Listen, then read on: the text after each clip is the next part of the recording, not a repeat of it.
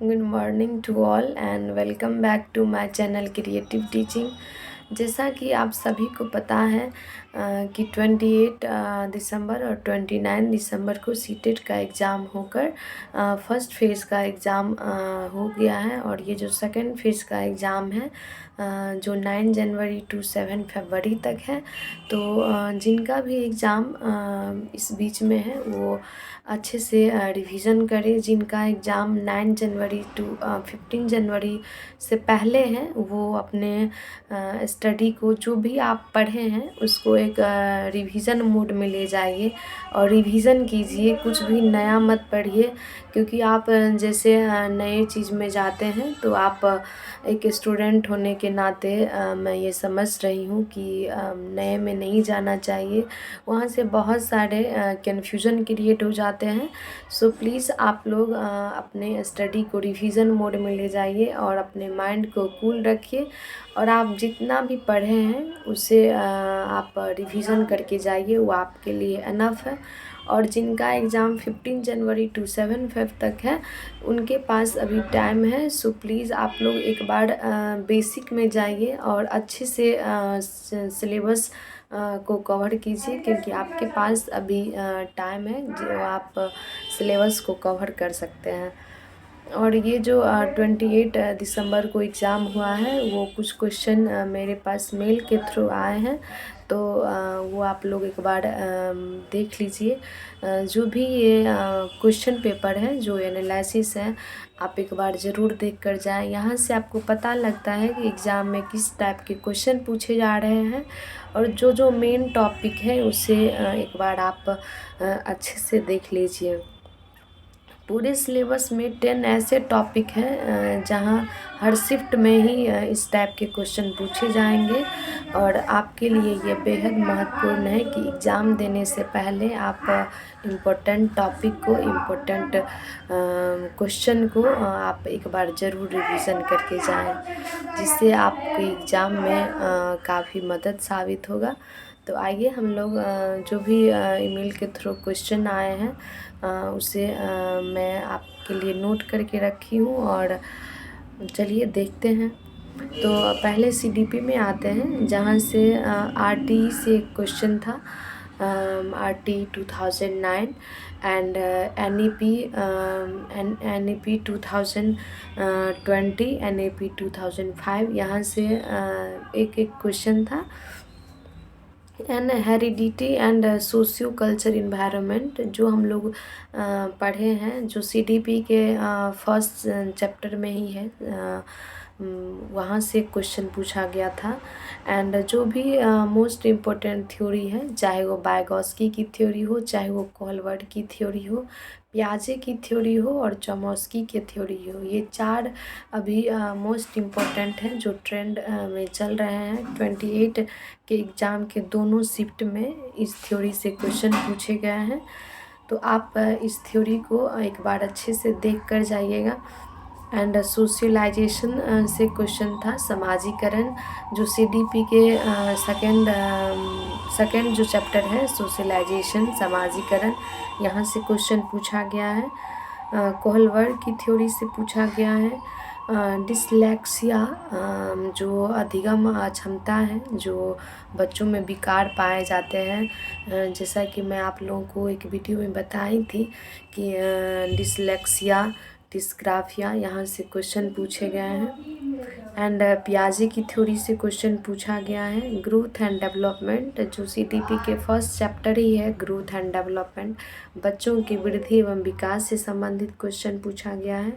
Critical thinking से एक question था। एंड नेक्स्ट है प्रोग्रेसिव एजुकेशन। मैं आपको एक वीडियो में प्रगतिशील शिक्षा के बारे में बताई थी, यहाँ से एक क्वेश्चन पूछा गया है। एंड CCE पूछा गया है, जिसमें कॉन्टिन्यूअस एजुकेशन के बारे में बताया गया है, comprehensive continuous education. Teaching method से क्वेश्चन है। और यहाँ एक क्वेश्चन लैंग्वेज से डायरेक्ट पूछा गया है कि who said language is inborn, जो भाषा होती है वो जन्मजात होती है, ये किसने कहा था? तो ये चॉम्स्की ने कहा था कि बच्चों में जो भाषा होती है वो जन्मजात पाई जाती है। एंड नेक्स्ट क्वेश्चन जेनेटिक्स से पूछा गया है। एंड नेक्स्ट है जेंडर बायस, जो भी जेंडर से रिलेटेड क्वेश्चन है, लड़का लड़की में जो भेद किया जाता है उससे रिलेटेड एक क्वेश्चन था। और इंक्लूसिव एजुकेशन से सेकेंड शिफ्ट में क्वेश्चन पूछा गया था। अधिगम से रिलेटेड क्वेश्चन पूछा गया है। तो टोटली मिला के अगर हम सीटीपी को देखें तो पूरा सिलेबस कवर करता है, और ये हम लोग नहीं कह सकते कि ये सिलेबस से बाहर था। ये पूरा ही सिलेबस को कवर करता है, और ये इजी टू मॉडरेट क्वेश्चन पूछा जा रहा है। जो जो मेन टॉपिक है आप इसे एक बार रिवाइज करके ज़रूर जाएं। एंड सेकंड जो है वो है ईवीएस। ईवीएस में जितने भी हम लोग 3, 4, 5 एनसीईआरटी की जो बुक है जो मार्केट में इजी से अवेलेबल है, वहाँ से अगर आप करके जाते हैं तो आपको एक भी क्वेश्चन नहीं छूटेगा। यहाँ से जो है वो हाथी से क्वेश्चन पूछा गया है, जो झुंड बना के रहते हैं, और इस टाइप के क्वेश्चन पूछे गए थे स्टेटमेंट वाइज में। एंड मधुमक्खी से एक क्वेश्चन था जिसमें एक रानी मधुमक्खी होती है, इस टाइप का स्टेटमेंट दिया गया था और इसमें पूछा गया है। थीम से क्वेश्चन था। जब हम लोग ईवीएस पेडागोजी पढ़ते हैं तो वहाँ सेकेंड चैप्टर में ये थीम के बारे में दिया गया है। तो आप लोग एनसीईआरटी को सिलेबस के थ्रू कवर करें।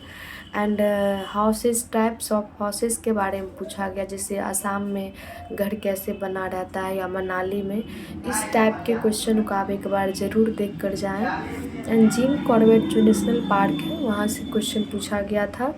एक क्वेश्चन पूछा गया है कि ऐसा कौन सा पक्षी है जो अपने नेक को 360 डिग्री रोटेट कर सकता है? तो ये उल्लू होता है जो अपने नेक को 360 डिग्री रोटेट कर सकता है। एंड नेक्स्ट सौरमंडल से पूछा गया है, जो सबसे छोटा ग्रह कौन सा है? इस टाइप के जो भी बेसिक क्वेश्चन है आप एनसीईआरटी के थ्रू कवर कर सकते हैं।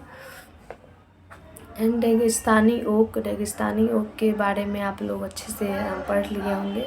सो ये सब सिलेबस को कवर करता है, और एक भी क्वेश्चन सिलेबस से बाहर नहीं है। सो आप लोग सिलेबस के थ्रू चलें। एंड एक डायरेक्ट क्वेश्चन पूछा गया है कि ऐसा कौन सा जानवर है जो 6 गुना अधिक दूर तक देख सकता है? तो ये टाइगर है, जिसकी नज़र जो है वो आम हम लोगों से किसी से भी 6 गुना अधिक दूर तक देख सकता है, वो टाइगर है। एंड यातायात से ट्रेन से संबंधित एक क्वेश्चन पूछा गया था।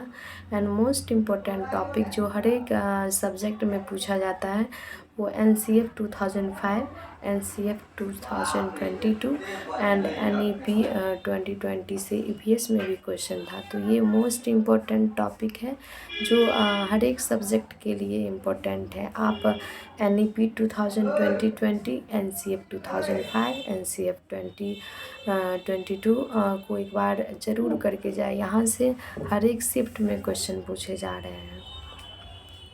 एंड थर्ड हम लोग मैथ्स में आएंगे, तो मैथ्स में वही बेसिक कैलकुलेशन पूछे जा रहे हैं, जैसे सिंप्लीफिकेशन हो गया, सीरीज पूछा जा रहा है, जैसे 3 है, 6 है और वहाँ पे आपको डॉट दिया गया है, और नेक्स्ट में 12 है। तो जैसे ये 3 है, 6 है तो 3 का गैप है।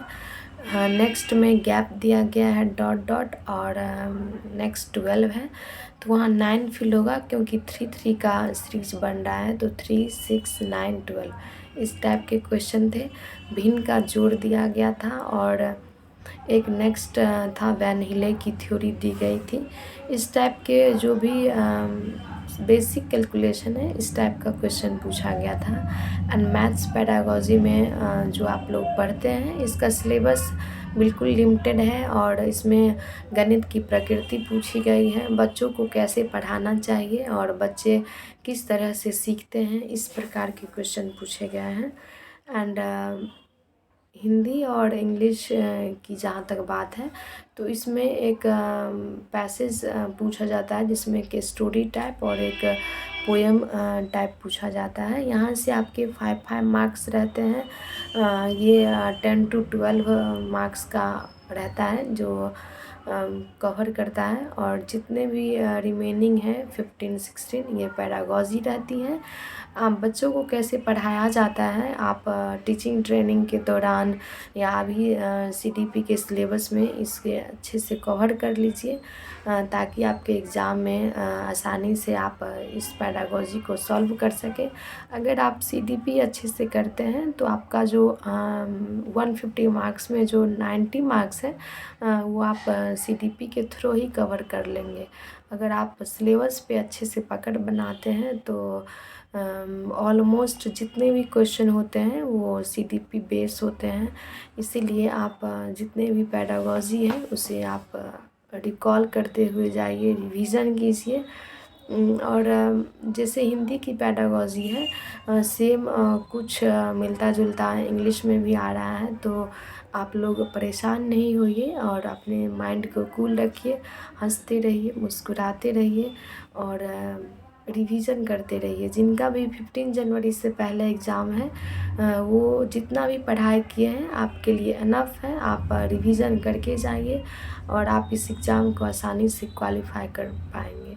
और जिनका एग्ज़ाम 15 के बाद है उनके लिए अभी टाइम है, सो प्लीज़ आप जितना ज़्यादा हो सके आप स्टडी पे टाइम दीजिए और बिल्कुल सिलेबस के थ्रू चलिए। कुछ भी सिलेबस से बाहर नहीं पूछा जा रहा है और माइंड को कूल रखें। ज़्यादा परेशान होने की ज़रूरत नहीं है, ज़्यादा बर्डन लेने की ज़रूरत नहीं है।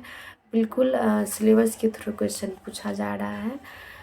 सो अगर आप लोग को ये वीडियो अच्छा लगता है तो आप इस चैनल को लाइक शेयर एंड सब्सक्राइब ज़रूर कीजिए। Thank you.